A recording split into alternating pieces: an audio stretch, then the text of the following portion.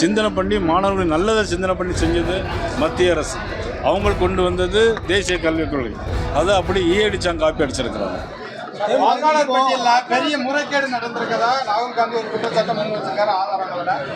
அதுக்கு நம்ம துரைமுருகன் சார் அவர்கள் என்ன சொல்றாங்கன்னா, தமிழக மக்களின் உரிமைகளை இல்லை, எங்க முறைகேடு நடந்ததா சொல்றாங்க?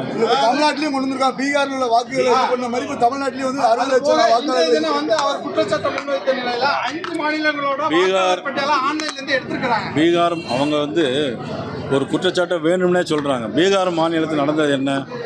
மொத்தம் 66 லட்சம் வாக்காளர்களை நீக்கியிருக்கான்னு நினைக்கிறாங்க. அது 66 லட்சத்தில் 21 லட்சம் பேர் இறந்து போயிட்டாங்க. இந்த விஷயம் துரைமுருகனுக்கோ மற்றவங்களுக்கோ தெரியுமா? 66 லட்சத்தில் 21 லட்சம் பேர் இறந்தே போயிட்டாங்க.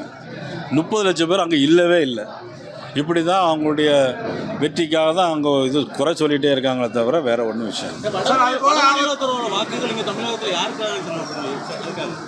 அது வந்து இன்றைக்கி திமுக தான் அதுக்கான ஏற்பாடுகளை பண்ணியிருக்காங்க. அவங்க எப்படியாவது ஜெயிக்கணும், வெற்றி பெறணுங்கிற நோக்கம். தேசிய கல்விக் கொள்கைக்கு எதிராக இன்றைக்கு தமிழ் மாநில கல்விக் கொள்கை ஒன்று வெளியிட்டிருக்காங்க. அதாவது நாங்கள் எப்போவுமே மும்மொழி கொள்கையை ஏற்று பார்க்க மாட்டோம், நாங்கள் எங்களுக்கு இருமொழி கொள்கை தான் முக்கியம் அப்படிங்கிற ஒரு கருத்தை சிவன் தெரிவிச்சிருக்காரு. அதில் +1 பொது தேர்வு. அதாவது தேசிய கல்விக் கொள்கையை அப்படியே காப்பி அடிச்சிருக்காங்க. 95% அப்படியே காப்பி அடிச்சுட்டு ஒரே ஒரு விஷயத்தை மட்டும் விட்டுருக்காங்க.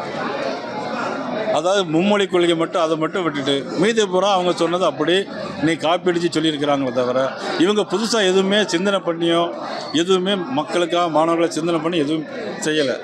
ஆனால் சிந்தனை பண்ணி மாணவர்கள் நல்லதை சிந்தனை பண்ணி செஞ்சது மத்திய அரசு. அவங்க கொண்டு வந்தது தேசிய கல்விக் கொள்கை. அதை அப்படி ஈயடிச்சாங்க, காப்பி அடிச்சிருக்கிறாங்க. பிளே ஸ்டோர் மற்றும் ஆப் ஸ்டோரில் இருந்து பாலிமர் செயலியை QR கோடு மூலம் பதிவிறக்கம் செய்யுங்கள். செய்திகளை உடனுக்குடன் பெறுங்கள்.